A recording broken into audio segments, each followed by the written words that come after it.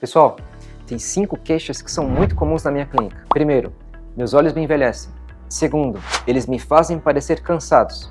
Terceiro, o meu olhar já não expressa a minha verdadeira personalidade. Quarto, o excesso de pele das pálpebras está atrapalhando a minha visão. E quinto, muitas pacientes dizem que já não conseguem fazer a maquiagem que gostariam nas pálpebras. Se você tem alguma dessas preocupações, fica comigo nesse vídeo, pois vou falar sobre a blefaroplastia. Os nossos olhos comunicam muito, mesmo sem dizer uma única palavra. Eles revelam nossas verdadeiras emoções e sentimentos. E talvez por isso, o envelhecimento do olhar incomode tantas pessoas. Nesse contexto, a blefaroplastia ou cirurgia plástica das pálpebras é um procedimento sutil, mas que pode causar uma transformação de grande impacto. Nesse vídeo, nós vamos conversar mais sobre essa cirurgia, que é uma das 4 mais realizadas na nossa clínica. Com o envelhecimento, algumas mudanças típicas acontecem nas nossas pálpebras. Passa a existir um excesso de pele tanto na pálpebra superior como na inferior, as bolsas de gordura aumentam, dando aquele ar cansado, mas ao mesmo tempo em que as bolsas aumentam, e por mais contraditório que possa parecer, as pálpebras podem ganhar aquele aspecto encovado. As bolsas ficam aqui embaixo, mas os olhos aqui em cima e aqui embaixo podem ficar encovados. As rugas começam a se acumular ao redor dos olhos, os supercílios podem ficar mais baixos e pode ocorrer pitose palpebral por uma desinserção do músculo que faz a pálpebra se levantar. A blefaroplastia é a cirurgia plástica das pálpebras, o procedimento para rejuvenescer e refinar o nosso olhar. Na blefaro tradicional, nós removemos o excesso de pele e o excesso de bolsas de gordura das pálpebras. Podemos levantar também os supercílios, corrigir uma pitose palpebral, que é aquela condição que eu citei anteriormente, na qual o músculo que levanta a pálpebra se solta dela, provocando uma queda que pode encobrir parcialmente ou totalmente o campo de visão. Então, a gente percebe que a blefaroplastia não é apenas uma cirurgia estética, mas também pode ter um efeito funcional importante para a visão. E aqui, uma curiosidade para vocês. A blefaro da pálpebra superior e a blefaro da pálpebra inferior têm objetivos e recuperações similares, mas são 2 cirurgias muito distintas em termos de técnica. Historicamente, os pacientes de blefaroplastia têm em média 40 anos, mas recentemente temos visto um aumento grande de pacientes na faixa dos 30 anos buscando uma solução com efeito mais notável e permanente do que os tratamentos estéticos. As bolsas de gordura nas pálpebras inferiores são a principal queixa desses pacientes jovens, e muitos deles não tem uma sobra de pele que precise ser retirada. Para esses casos, nós temos uma técnica chamada blefaroplastia transconjuntival. Nela, nós retiramos as bolsas de gordura por dentro da mucosa das pálpebras inferiores, sem a necessidade de cicatrizes externas, já que não há uma sobra de pele a ser tratada. Essa técnica também pode ser indicada para os pacientes mais velhos, quando a chance de ter uma retração na pálpebra é grande. A retração é uma das possíveis complicações da cirurgia. Causa uma irritação ou lesão crônica dos olhos e deve ser evitada a todo custo. Ou seja, não existe uma idade certa para você fazer a blefaroplastia. No último ano, por exemplo, nós operamos pacientes de 30 até os 75 anos. Algumas pessoas ainda realizam a blefaro em consultório, mas o meu conselho é: faça essa cirurgia em um hospital-dia, com o anestesista acompanhando todo o seu procedimento. Desse jeito, você terá muito mais segurança e conforto, e isso tem tudo para se traduzir em um resultado estético superior. Nós podemos fazer a blefaroplastia sob anestesia local e sedação, ou anestesia geral. A escolha da anestesia vai depender da preferência do cirurgião e do paciente, das condições de saúde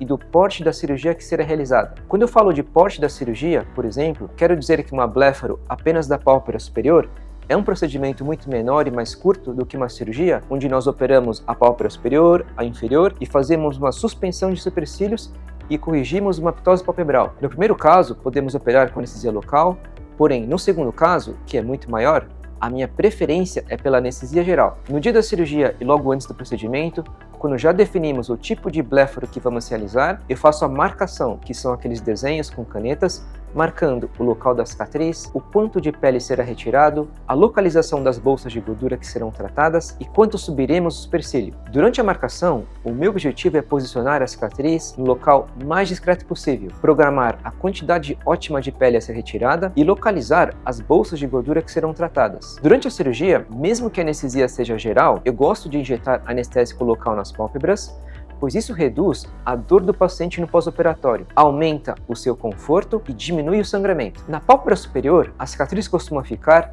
na própria dobra natural da pálpebra, de modo que ela fique muito bem camuflada. Já na pálpebra inferior, a cicatriz vai ficar alguns milímetros abaixo da linha dos cílios e também fica muito discreta. Para levantar o supercílio, a cicatriz pode ficar no contorno superior da sobrancelha, no limite do couro cabeludo ou dentro do couro cabeludo. Além disso, conforme eu disse antes, quando o paciente tem um excesso de bolsas de gordura na pálpebra inferior, mas não tem uma sobra de pele, nós podemos utilizar a técnica transconjuntival e nesse caso não haverá cicatriz externa. A recuperação da blefaro costuma ser muito tranquila e os pacientes podem voltar rapidamente às suas atividades do dia a dia. Se for uma blefaro de menor porte, bastam poucos dias de repouso e não é necessário tirar férias. Eu costumo retirar os pontos com 4 ou 6 dias. Depois disso, o paciente já pode sair de casa, dirigir, trabalhar e não há cuidados complexos. E quais são os principais cuidados? Primeiro, proteção solar. Eu sempre oriento os pacientes a usarem óculos escuros nos primeiros dias. Em torno do 10º dia, eu libero maquiagem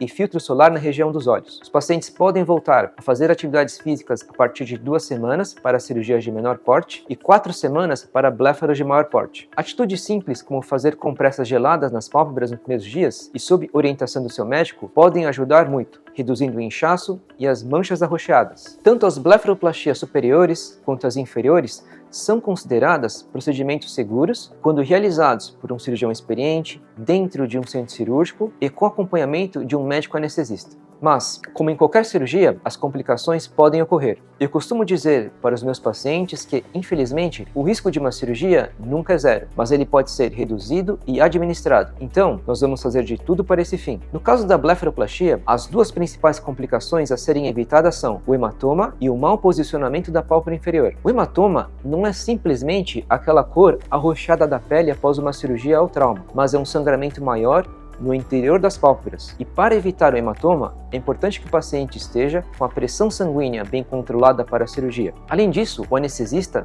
também dispõe de alguns meios para manter essa pressão sob controle durante a cirurgia e isso também ajuda a evitar essa complicação. Existem diferentes tipos e diferentes causas para a segunda complicação, que é o mau posicionamento da pálpebra inferior. Mas, evitando entrar em detalhes muito técnicos, o mau posicionamento ocorre quando a pálpebra inferior fica retraída para baixo. Isso pode ser causado por uma falta de sustentação da mesma ou por uma retração cicatricial. O mau posicionamento pode levar a uma irritação e inflamação crônicas do olho e até uma úlcera de córnea. Existem alguns detalhes técnicos durante a blefaro para evitar o mau posicionamento, como fornecer um suporte para a pálpebra inferior através de um ponto chamado cantopexia e evitar retirar pele em excesso da pálpebra. Por isso, quando alguns pacientes perguntam se não dava para ter retirado mais pele da pálpebra inferior, a justificativa é justamente evitar essa complicação do mau posicionamento. Dando um spoiler, no nosso vídeo de blefaroplastia híbrida, eu vou falar sobre uma técnica para tratar a sobra de pele da pálpebra sem precisar retirar pele demais. E se você tem algum preenchedor estético na região da pálpebra, mesmo que temporário, como ácido hialurônico, avise o seu cirurgião antes da blefaroplastia. Um preenchedor pode dificultar a cirurgia ou pode causar uma inflamação e inchaço crônicos de difícil tratamento após a blefaro. Na dúvida, eu peço para os pacientes realizarem um ultrassom dermatológico da face. Esse exame consegue identificar a presença dos preenchedores e até sugerir qual o tipo de substância. Em alguns casos, e quando possível, é mais seguro dissolver o preenchedor antes da cirurgia. Como percebemos, a blefaroplastia não tem apenas uma função estética. Nesta cirurgia, a palavra de ordem é naturalidade. A blefaro deve rejuvenescer sem mudar a personalidade e nem o formato do nosso olhar. Além disso, atualmente temos uma evolução da técnica que é a blefaroplastia híbrida. Blefaro híbrida é o tema do nosso próximo vídeo e eu vou dar mais um spoiler para vocês. Nesse procedimento, além da cirurgia propriamente dita, nós vamos associar outras técnicas como enxertia de microfat, nanofat, laser, peeling e microagulhamento. A função dos procedimentos complementares na blefaro híbrida é oferecer um tratamento ainda mais completo e tratar coisas que a blefaro por si só não corrige, como a aparência de olhos encovados, as rugas finas ao redor dos olhos, além de melhorar a qualidade da pele das pálpebras. Você gostou desse vídeo? Dê um like, se inscreva no nosso canal para mais informações e dicas sobre cirurgia plástica. Assine também a nossa newsletter para conteúdos exclusivos. Obrigado por assistir e até a próxima!